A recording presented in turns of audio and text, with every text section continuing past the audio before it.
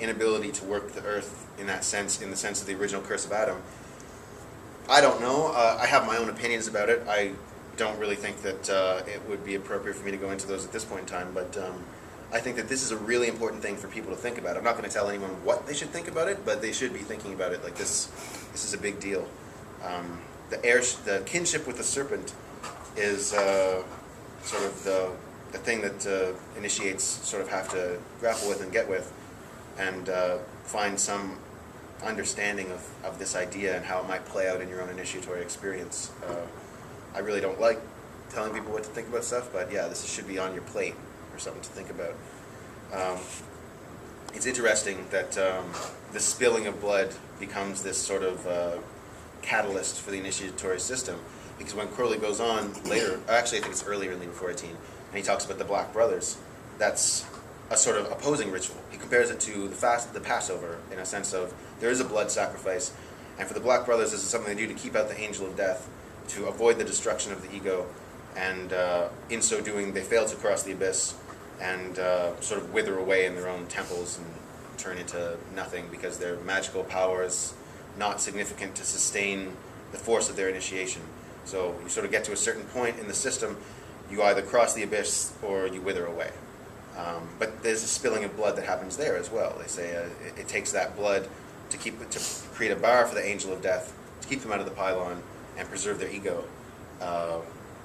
So again, compare those two rituals. The Passover, and the whole idea of the sacrifice of Christ, we're sort of taught is the good version, whereas Cain is the evil version. But Cain's version is the one that carries you all the way to the end, and this other ritual is the one that seals you up and prevents your power from growing and expanding into the supernal realm. Again, have my own opinions, not going to tell anyone what to think, but this is coming to some idea of the conflict between these two ideas, or what that might mean, is going to be important, and something that people should think about. And it's depicted in a number of ways in the tarot deck that Crowley came up with.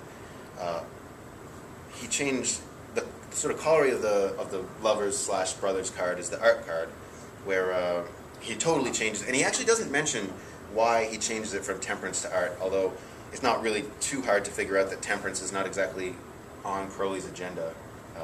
He's not a temperate person, and he's not encouraging temperance for anybody. But how does that connect to art? Well, the idea that I've mentioned in a couple of things before. So what to me is one of the fundamental premises of ceremonial magic, particularly as it comes to relate into sex magic, is that if we are created in the image of God, the thing that we know the most about God is God created the universe. So we are closest to that when we ourselves are creating. And art is a form of creation. Crowley says very clearly in his commentaries in Liber Au that we shouldn't mistake what he calls the gross consequence or something like that of sex, i.e. the creation of children.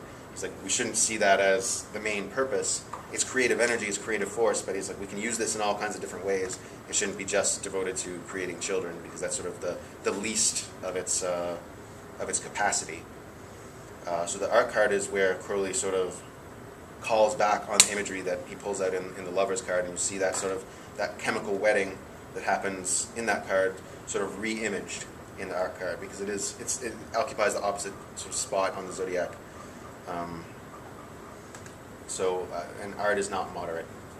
It's not temperate. It's a creative force, and Crowley connects that card in the appendices to the vision of the arrow that he receives in Liber 418, which is an interesting thing to look at, because it's a very clear idea that the angels are trying to provide him with direction.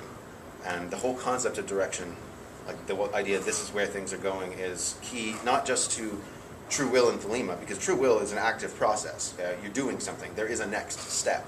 And literally, like, this is what he describes the AA as, is we're trying to find the next step for humanity, the next step for these ideas, and the next step for individuals in their initiation. And the thing is, you can't possibly know where the next step is if you don't know where you're going. You have to have some concept of that, or any step is just as good as another if you have no concrete direction.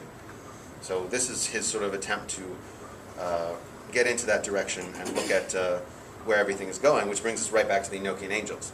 For them, the end point is the apocalypse. this great revelation. In a personal initiatory sense, I mean, anyone who's been initiated kind of knows the first thing that happens generally is one gets plunged into a personal level of chaos. Certain things get uprooted. There's always unrest of some kind. Your life tends to change pretty dramatically, pretty quickly, and it's usually not pleasant at first. But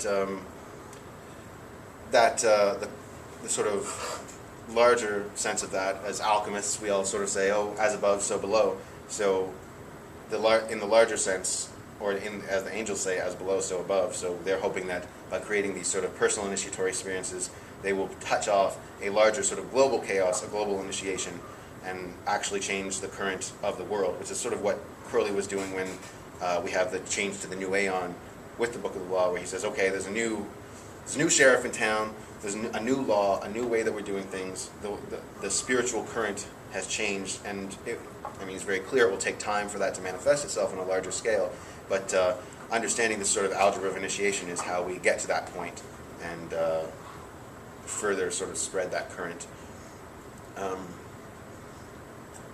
Well, Crowley makes another reference to the Cain and Abel thing in his commentaries, where he sort of describes it as the idea that the sort of silent, unconscious self, who identifies with Cain, has to kill the outward conscious self so that it can raise again incorruptible.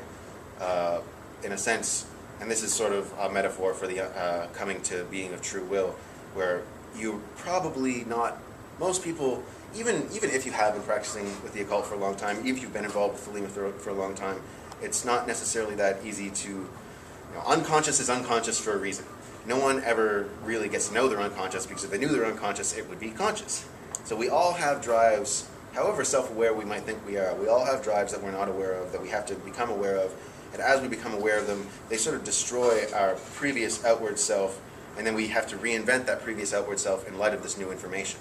And this isn't something that happens once. You don't have like a great experience where suddenly you realize, and then, oh, okay, I've reinvented myself, I'm done.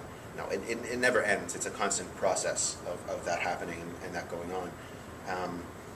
And the further people want to explore the Cain and Abel story, I think that the deeper you can go with that. There's a lot of good room for thought and meditation on that story and these ideas. But if we have the apocalypse as our direction, then we kind of know what direction we're going, and it gives us a clearer idea of what the next step is. And Crowley was very clear that we should have goals that are, in a sense, something that we can never reach. If we have a finite goal, something that we can get to, then by the time we get to it, we have no idea what we're doing. And then it's over. The journey's over, and you need to find another finite goal. And wandering from one finite goal to another is not really a good way to practice the occult. He says, this is what he talks about when the whole Babylon idea is to lust for something infinite, something that can never really be fully accomplished, because that means that you always keep going. The talk last week that I couldn't make it to, unfortunately, but I liked the video, was talking about the path to happiness, and I think that that's very significant. The philosopher Nietzsche describes happiness in one of his later works as the overcoming of an obstacle. And I think that's probably the best definition for happiness. I think if we have happiness as a goal, that can be a problem. You want to be happy, that's your goal? Well, here's a needle, shoot up. Like, that'll make you happy pretty fast. That's your real goal. And happiness in itself is not a condition that's a very productive one. I tend to think of happiness, because a lot of people kind of go, because one of my favorite lines that I throw out at people when they talk to me about this is I say, happiness isn't one of my goals. I don't try to be happy. I'm not aiming at being happy. I am happy when I have another goal and I achieve something that brings me closer to it. It's a side effect. If you try to make happiness a permanent condition, then you're going to end up fucking up a lot of other things, because there is no way to make happiness a permanent condition.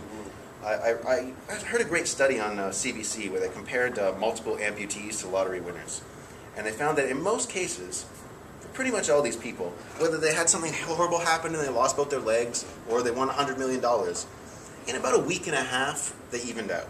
Whatever it is that you're doing, whatever conditions you're experiencing, it very quickly becomes normal. Human beings are adjustable creatures. Whatever our new reality is, even if it radically changes, we tend to even out pretty quickly. If you're sleeping on a park bench and you find $1 on the ground, that's a great day. Like, that will make you far more happy than